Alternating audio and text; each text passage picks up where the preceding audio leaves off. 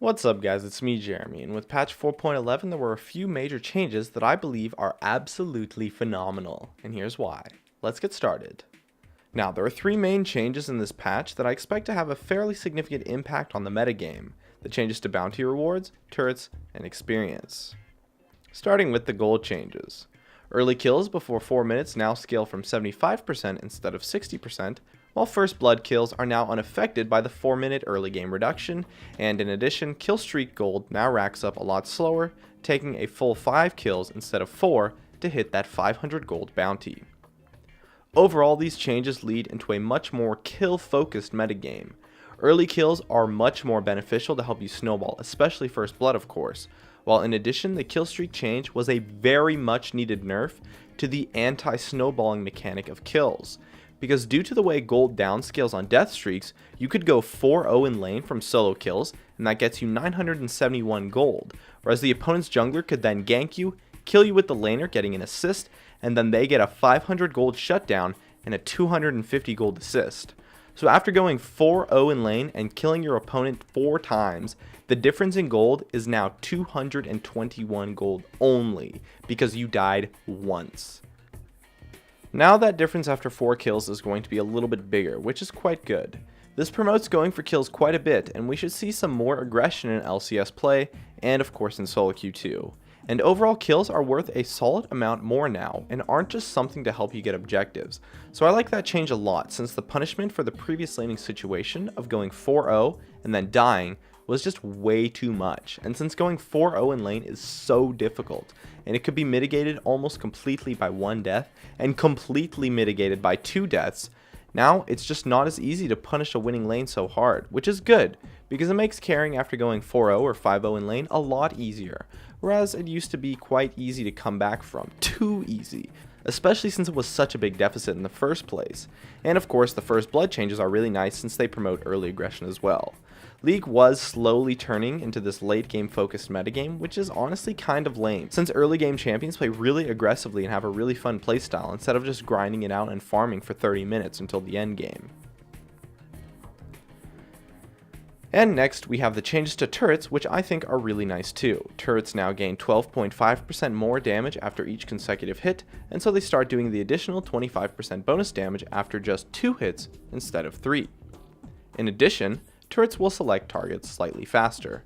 This is really just a massive buff to turrets. They didn't give us any numbers, so we don't really know how good the target selection change is, but in theory it should be pretty solid versus these tower dives that are really close, like everyone ends up flashing out or stuff like that. In addition, overall the turrets just do quite a bit more damage, especially in the early game.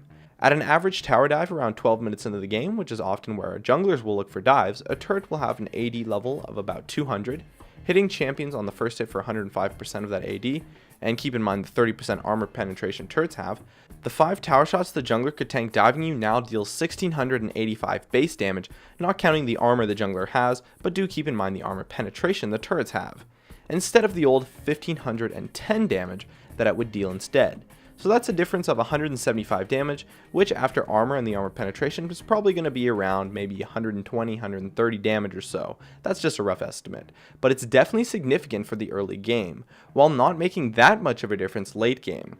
So early game tower dives are much riskier, especially since turrets target faster and the damage also ramps up faster.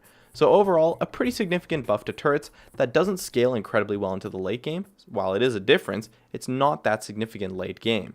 So tower diving early is much harder, and that makes snowballing a bit harder too, which is good, since snowballing early is now much more lucrative due to the earlier change to kill streaks. And the last change was the buff to the experience range from 1250 to 1400, which is pretty significant. To put that into context, mid lane from tower to tower is about 4000 units or so. So now it's really difficult to zone opponents out of experience, which is a good change to counter the buff to snowballing in the changes to kills, as experience was often a big part of being behind after losing lane really hard. Mid lane is now almost impossible to zone from experience, while you should also watch out, as if you're pushed in lane, mid lane, and your jungler's doing wraiths, they can leash XP from the mid laner without wanting to, so be wary of that.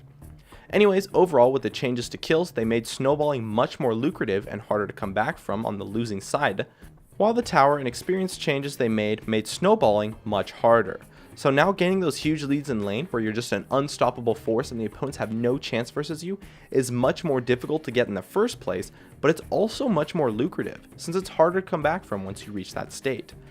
I've seen some disagreement, but honestly I love these changes since they promote a more aggressive metagame while making it harder to be aggressive, which I like a lot. It increases the skill cap of the game by quite a bit, which is just awesome. Anyways, that's just about it. My name is Jeremy and that's it for my video on patch 4.11. If you enjoyed this video, feel free to check out some of my others on the screen right now, or stay connected at facebook.com/gamingcurios. And I also stream with some awesome commentary over at twitch.tv/Jeremy_gamingcurios, so be sure to check that out too. Drop a like and make sure to subscribe for some more awesome content in the future. And as always, thank you so much for watching, and I'll see you guys next time.